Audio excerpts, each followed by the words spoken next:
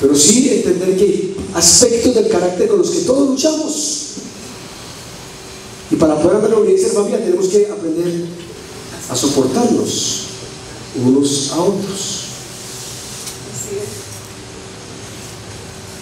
Humildad y mansedumbre, soportándonos unos a otros y esforzándonos por preservar la unidad.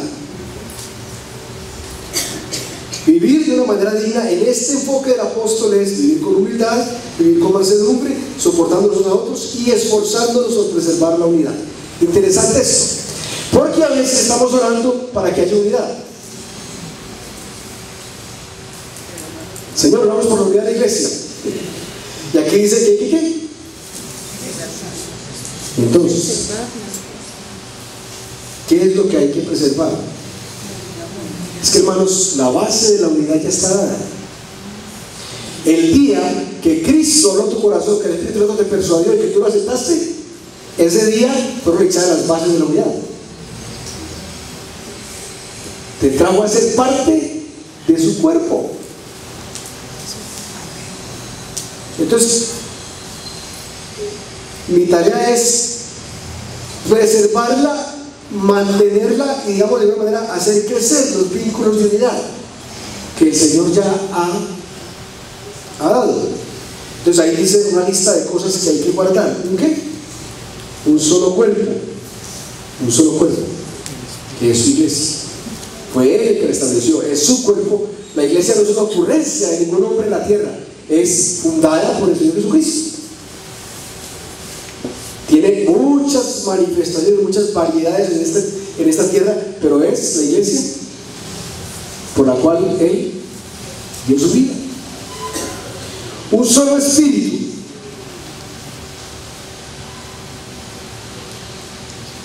¿Cómo les parece eso?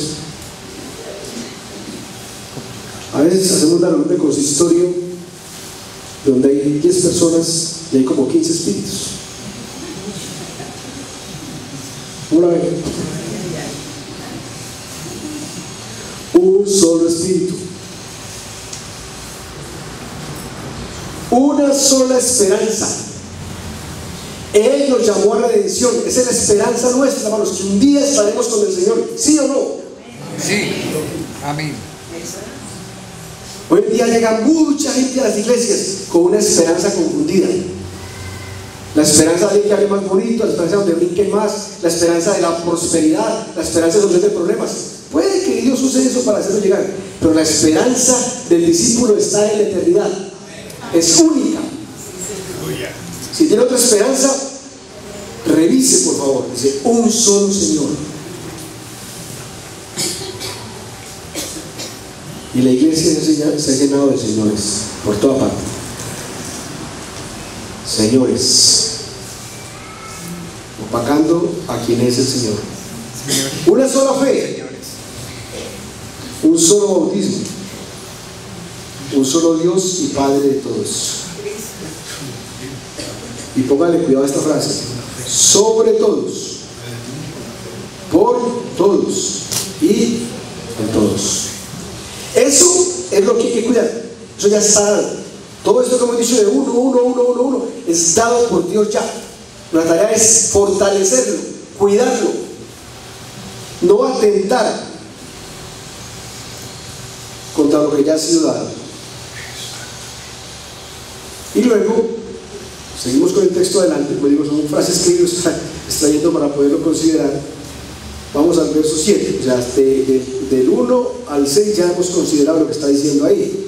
Es el vivir de una manera digna y lo que hay que preservar. Ahora, la expresión de la unidad.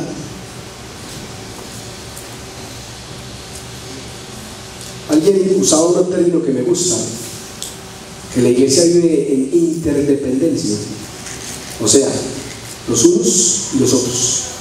Si usted encuentra, busca en la Biblia el término los unos y los otros, está lleno. Yo leo como 70, 80 veces que está amados, perdonados, cuidados, los unos a los otros está, pero, o sea, una intención de vivir en interdependencia.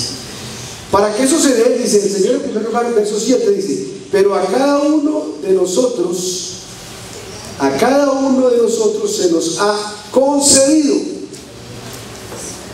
¿Qué quiere decir cada uno? Todos y cada uno. Exacto. El día que el Señor decidió repartir dones, hubo para todos. Para todos. Y uno pues dice, no, es que yo llegué tarde en la fila, no alcancé dones. Para todos, y lo que está diciendo ahí la palabra.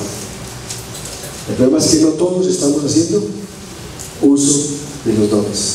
Lo que hablábamos hace unos días, dones, algunos enterrados y otros estancados. Pero dice, para todos hubo gracia y para todos hubo dones. Pero a cada uno de nosotros se nos ha concedido la gracia conforme a la medida del don de Cristo. Porque la propuesta, el propósito de Dios sigue siendo eso, o sea, que todos, para todos hay, para que todos tengan algo que dar y tengan algo que recibir de otros, para que la interdependencia nos ayude a crecer.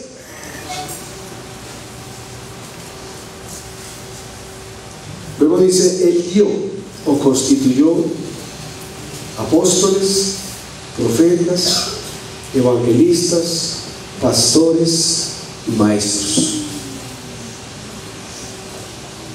Interesante que el apóstol incluya eso. Y cada uno de estos oficios que menciona ahí, más adelante vemos que tienen un propósito. Pero es algo que la iglesia de hoy también ha torcido. Entonces, han convertido algunos de estos servicios en categorías de poder. Apóstoles. Nosotros pertenecemos a una iglesia cristiana histórica.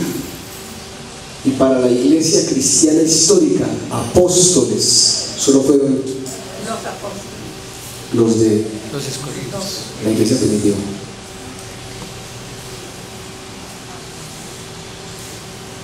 ¿Por qué? Porque una de las categorías para ser apóstol es haber estado con Jesús. Pablo tuvo una experiencia posterior y tuvo que defenderla a capa y espada para que fuera reconocido como apóstol. Y saben que 20 años atrás o 15 años atrás nadie reclamaba esa categoría, nadie se declaraba apóstol. Ahora se ha puesto de moda declararse apóstol, o lo hacen combos, ¿no? Entonces un grupo de apóstoles llama a otro y declaran apóstol. Para nosotros, hermanos, como iglesia cristiana histórica, no hay esa categoría, fue única. Sí hay, en términos bíblicos, lo que llamamos el apostolado o un ministerio apostólico, porque apóstol quiere decir lo que es enviado o los que son enviados, eso no quiere decir el original. Entonces, la iglesia capacita hombres y mujeres ¿para qué? Para enviarlos ¿a qué? A que vayan a predicar el evangelio, que vayan a llevar las buenas nuevas de salvación. Entonces, en ese sentido, sí, hay un ministerio apostólico. Pero hoy en día, cuando usted escucha un aviso por ahí que dice ministerio apostólico, es porque ahí hay un apóstol, una persona que se ha declarado como tal y tiene pues ciertos privilegios. Otra cosa que tienen los apóstoles de la Biblia, los originales, es que tenían permiso o fueron usados por el Espíritu Santo para traer revelación. Y esas son las cosas que algunos quieren hoy cambiar. La revelación está dada. A veces Dios, a través de la palabra, revela asuntos a la vida de la persona, pero la revelación no puede ser cambiada. No sé por qué. ¿Qué necesidad hay de esas categorías? Vienen del anhelo de poder del hombre, de colocarse por encima de otros y declararse intocable y declararse con superioridad espiritual. Yo creo que alguna vez les contaba que hace unos 3 años me invitaron aquí mandó una carta a la asociación de pastores invitándome supuestamente a un reconocimiento por tener más de 20 años pastoreando en la ciudad. Yo fui inocentemente, pues dije, pues qué bueno ver la gente y todo. Y entonces resulta que la invitación era una ceremonia para declararnos generales del reino. Entonces me declararon general de 4 soles. Ya saben, pues, es en la bella, por favor. General, para fiesta. Hermanos, no es por despreciar el cuerpo de Cristo, pero son babosadas. Yo no necesito, yo me llamo a ser pastor, soy pastor simplemente, un hermano más. Y la autoridad sobre ustedes la tiene el Señor. Los pastores solamente somos llamados hemos dedicado nuestra vida a este servicio. No somos dueños de las almas, ni dueños de las iglesias. Vaya usted, retírese de una iglesia de un apóstol y lo maldice desde el púlpito. ¿A quién ha mandado el Señor a maldecir gente? A nadie. A bendecir al pueblo de Dios, porque se salió de la cobertura. Bueno, la única cobertura que tenemos es Cristo. Y el reino es amplio. Profetas, evangelistas, ahora son oficios de servicio. ¿Por qué? Es lo que la palabra dice. O sea, me llama la atención que en 20 siglos de historia nadie reclamó eso. Casi 21. Y ahora salimos con esa moda. Es como, respetando las creencias de muchos, creer que porque una señora recibió una revelación en el siglo XVIII de que solo se iban a salvar los que guardan el sábado, entonces Dios tuvo 18 siglos en la iglesia yéndose para el infierno porque no guardaba el sábado.